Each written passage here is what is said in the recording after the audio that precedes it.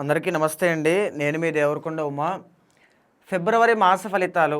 మనం గత మాసంలో మనం చూస్తే కనుక పంచగ్రహ కూటమి యొక్క ఎఫెక్ట్ వల్ల 4 రాశుల వాళ్ళకి రాజయోగం పట్టింది అని చెప్పి ఏ గ్రహ సంచారములు ఏ విధంగా ఉన్నాయనేటువంటిది పాత వీడియోలో మనం చూసాము. అయితే ఫిబ్రవరి మాసానికి వచ్చేసరికి ఏ విధంగా ఉందో మనం చూస్తే కనుక ఫిబ్రవరి మాసంలో 13వ తారీఖున రవిగ్రహ సంచారం ఏదైతే మకర సంక్రాంతి రోజు రవి మకరంలోకి వెళ్ళారో ఫిబ్రవరి 13వ తారీఖున కుంభరాశిలోకి ప్రవేశించబోతూ ఉన్నారు. ఫిబ్రవరి 4వ తారీఖున బుధగ్రహ సంచారము కుంభరాశిలోకి ప్రవేశిస్తోంది. 6వ తారీఖున శుక్రగ్రహ సంచారము కుంభరాశిలోకి ప్రవేశిస్తోంది. 23వ తారీఖున కుజగ్రహ సంచారం అనేటువంటిది కుంభరాశిలోకి ప్రవేశించడం జరగబోతోంది. ఇకపోతే మిగతా దీర్ఘ సంచారిత గ్రహాలు అనేటువంటి గురుడు వక్రగతిలో మిథున రాశిలోని సంచారం చేయడం, సింహరాశిలో కేతు సంచారం చేయడం, కుంభరాశిలో ఆల్రెడీ రాహు సంచారం చేస్తుండడం, మీనరాశిలో శనిగ్రహ సంచారము అనేటువంటిది నడుస్తుంది. అయితే ఈ యొక్క గ్రహ సంచారముల ఆధారంగా ఫిబ్రవరి మాసంలో 12 రాశుల వాళ్ళకి ఏ గ్రహాలు అనుకూలిస్తున్నాయి, ఎన్ని గ్రహాలు అనుకూలిస్తున్నాయి, వాళ్ళు ఏ విషయంలో జాగ్రత్తగా ఉండాలి, ఏ రెమెడీస్ అనేటువంటివి చేసుకోవాలో మనం చూస్తే కనుక మరి 12 రాశుల్లో మిథున రాశి వాళ్ళకి ఫిబ్రవరి మాసంలో ఏ విధంగా ఉందో మనం చూస్తే కనుక ఆల్రెడీ మిథున రాశి వాళ్ళు కెరీర్ పట్ల ఏదో ఒక తెలియని ఒడిదుడుకులు కష్టాలు చూస్తూ ఉన్నారు బికాజ్ ఆఫ్ కంటక శని.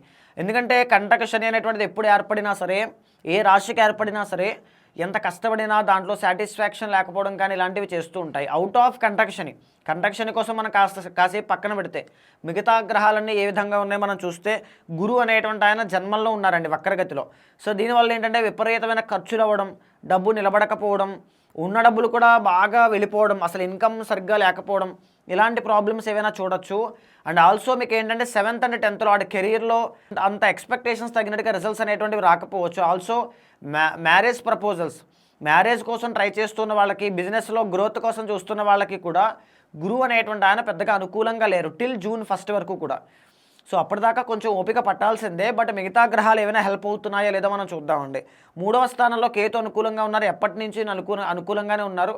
దీనివల్ల స్పిరిచువాలిటీ బాగుంటుంది, పట్టుదల ఉంటుంది, సాధించాలనే కసి కృషి అన్నీ ఉంటాయి, చాలా బాగుంటుంది. అయితే ఈ మాసంలో మీకు 2 గ్రహాలు మాత్రమే అనుకూలిస్తున్నాయి. అందులో కేతువుతో పాటుగా శుక్రుడు కూడా. శుక్రుడు మీకు అనుకూలించడం వల్ల ఏం జరుగుతుంది, అష్టమ భాగ్యస్థానాల్లో ఉన్నారు కాబట్టి ఎవరైతే సినీ నాటక కళారంగాలు, నృత్య గీత వాద్యాది రంగాల్లో ఉంటారో ఆర్ లేకపోతే ఎవరైతే క్రియేటివ్ సెక్టార్లో ఉంటారో, స్మార్ట్ వర్క్ చేస్తూ ఉంటారో, ఎవరికైతే ఫ్యామిలీ ప్రాబ్లమ్స్ ఎక్కువగా ఉన్నాయో, అత్తగారితో సమస్యలు ఎక్కువగా ఉన్నాయో, ఎవరికైతే మనస్పర్ధ రిలేషన్షిప్లు ఎక్కువగా ఉన్నాయో, ఎవరికైతే లవ్ ప్రాబ్లం ఎక్కువగా ఫేస్ చేస్తున్నారో వాళ్ళకైతే చాలా బాగుంటుంది. బికాజ్ మిథున రాశి వాళ్ళకి 5th లార్డ్ శుక్రుడు, లవ్ లార్డ్ కాబట్టి ఖచ్చితంగా సంతానము, ప్రేమ ఇలాంటివన్నీ కూడా బాగా ఇస్తారు, దాంట్లో ప్రాబ్లం లేదు. బట్ ఈ మాసంలో ఇబ్బంది ఏంటంటే 13వ తారీఖు దాకా రవి అనేటువంటి ఆయన మీకు అష్టమంలో ఉంటారు, అంటే అష్టమ రవి దోషం ఉంది. 13వ తారీఖు దాటిన తర్వాత భాగ్యంలోకి వెళ్తారు. భాగ్యంలోకి వెళ్ళినప్పటికీ కూడా రవి యోగించరు, బట్ క్వైట్ బెటర్ అని చెప్పొచ్చండి. ఎందుకంటే అష్టమం కంటే భాగ్యం మంచిదే. అంత యోగం, అంత బెటర్ చేంజెస్ ఏం లేకపోయినా ఖచ్చితంగా ఉపశమనం అయితే కనబడుతుంది. హెల్త్ ఇష్యూస్ మీద ఉపశమనం కనబడుతుంది. తర్వాత సిబ్లింగ్స్తో గొడవలు ఏమైనా ఉంటే అవన్నీ కూడా సాల్వ్ అవుతాయి. రాజకీయ నాయకులకి ఆ ఒత్తిడి, ఆ ఒడిదుడుకుల నుంచి బయటకు వస్తారు, కొంచెం టెన్షన్ నుంచి ఫ్రీ అవుతారు, సమయానికి భోజనం చేయగలుగుతారు, తర్వాత కొంచెం బాడీకి రెస్ట్ దొరుకుతుంది, ఇలాంటివి ఉంటాయి. తర్వాత ఏంటంటే మిగతా గ్రహాలు ఏవి కూడా అంతగా అనుకూలించట్లేదు. జన్మంలో గురుడు మనం చెప్పుకున్నాం, భాగ్యంలో బుధుడు అనుకూలించట్లేదు. ఎవరైతే మిథున రాశి వాళ్ళు చూస్తున్నారో మీకు బుధుడు చాలా ఇంపార్టెంట్ అండి. ఎందుకంటే 1st and 4th లార్డ్ అయిన వ్యాపారానికి, మీ యొక్క ఎదుగుదలకి, మీ ప్రొఫైల్కి, మీకు, మీ ఆరోగ్యానికి అన్నిటికీ కూడా బుధుడే కారణం. అలాంటి బుధుడు ఈ మాసంలో అనుకూలంగా లేరు అంటే మీ ఎఫర్ట్స్ ఎక్కడో తగ్గుతాయి, మీ కాన్సన్ట్రేషన్ ఎక్కడో మిస్ అవుతుంది, మీరు ఎక్కడో డైవర్ట్ అవుతారు. కాబట్టి ఖచ్చితంగా వాటి విషయాల్లో ఫోకస్ చేస్తూ ముందుకు వెళ్ళండి. ఆల్సో ఈ మాసంలో 23వ తారీఖు దాకా అష్టమంలో కుజుడు ఉంటారు. అష్టమంలో కుజుడు అంటే ఏం జరుగుతుంది, చిన్న చిన్న వాహన ప్రమాదాలు ఖచ్చితంగా ఉంటాయి, అలాంటివి ఉంటాయి. గాయాలు అనేటువంటివి అయ్యే అవకాశాలు ఉంటాయి. ఆల్రెడీ ఏదైనా సమస్యతో బాధపడుతూ హాస్పిటలైజ్డ్ అయినటువంటి పేషెంట్స్ ఎవరైనా ఉంటే వాళ్ళకి సర్జరీస్ అవ్వడం కానీ ఇలాంటివి ఉంటాయి. ఆల్సో రియల్ ఎస్టేట్ వ్యాపారంలో ఎవరైతే ఉంటారో వాళ్ళకి కూడా ఒడిదుడుకులు అనేటువంటివి కనబడతాయి.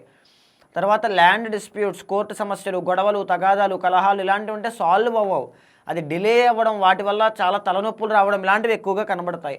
భాగ్యంలో ఉండేటువంటి రాహుగ్రహ సంచారం వల్ల మేజర్లీ మీరెవరికైనా డబ్బులు బయటకి ఇచ్చున్నట్లయితే అవి తిరిగి రాకపోవడం చాలా కష్టం అవుతుంది. అంటే తిరిగి రాబట్టుకోవడానికి చాలా కష్టపడాలి, అవి రావు, ఇంకా మీకే అది చాలా కష్టం అవుతుంది.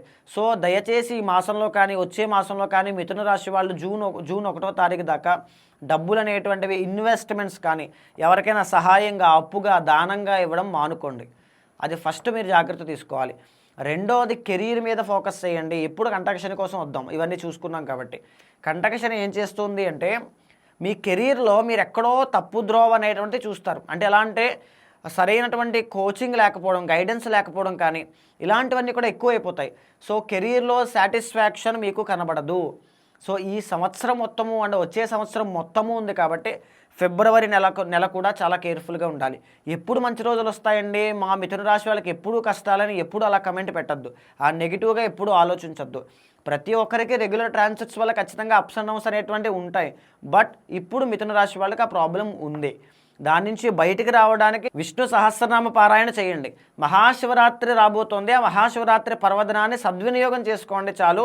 ఖచ్చితంగా మిథున రాశి వాళ్ళకి రాబోయేటువంటి రోజుల్లో మంచి రోజులు అనేటువంటివి కనబడతాయి. సో ఈ యొక్క ఫిబ్రవరి మాసంలో ఈ యొక్క శని యొక్క ప్రభావం కానీ, గ్రహాల యొక్క స్టేటస్ బాగాలేకపోవడం కానీ ఇలాంటి విషయాల నుంచి బయటికి రావడానికి ఫిబ్రవరి 15వ తారీఖున మహాశివరాత్రి పర్వదినం రోజున సాయంత్రం మొదలుకొని రాత్రి జాగరణతో పాటుగా స్వామివారికి మహన్యాసపూర్వక ఏకాదశ రుద్రాభిషేకాలు, లక్ష బిల్వార్చన, మీ ఇంట్లో ధన ధాన్య అభివృద్ధి చెందడానికి, అంటే తినడానికి ఉండడానికి లోటు ఉండకుండా, ఏది కూడా ప్రాబ్లం లేకుండా లక్ష్మీ గణపతి హోమము, దృష్టి ప్రభావం కానీ, నరఘోష కానీ, శత్రుపీడ కానీ, లేకపోతే ఏ ప్రాబ్లం, నాగదోషాలు ఏవైనా ఉన్నా వాటి నుంచి బయటికి రావడానికి సుదర్శన హోమము, అఖండమైనటువంటి ధన సంపదలు కురవడానికి కమలాత్మిక హోమము, మీరున్నటువంటి స్థితి నుంచి ఉన్నతమైన స్థాయికి వెళ్ళడానికి రాజశ్యామల హోమము, శ్రీరుద్ర హోమము అన్నీ కూడా మహాశివరాత్రి పర్వదినం రోజు నిర్వహిస్తున్నానండి.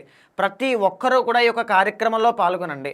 మీరు హైదరాబాద్లో ఉన్నట్లయితే తప్పకుండా డైరెక్ట్గా వచ్చి హోమాల్లోనూ, పూజల్లోనూ, అభిషేకాల్లోనూ పాల్గొని వేద పండితుల యొక్క ఆశీర్వచనాన్ని అందుకోండి. మీరు విదేశాల్లో ఉన్నా, ఎక్కడున్నా సరే పరోక్షంగా వర్చువల్గా కూడా దర్శనం చేసుకుని గోత్రనామాలతో పూజ చేయించుకుని అమ్మవారి యొక్క ఆశీస్సులు, పరమేశ్వరుడు యొక్క ఆశీస్సులు పొందండి. 2026 అనేటువంటిది మహాశివరాత్రి పర్వదినము తరువాత ఈ పూజలో పాల్గొన్న తర్వాత ఏ సమస్య ఉన్నా ఖచ్చితంగా దాని నుంచి బయటకు వస్తారు. ఆ వివరాలన్నీ కూడా మీకు కింద కనిపించిన నెంబర్కి కాల్ చేస్తే మా వాళ్ళు మీకు పూర్తి వివరాలు అందిస్తారు. తప్పకుండా ఈ అవకాశాన్ని సద్వినియోగం చేసుకోండి.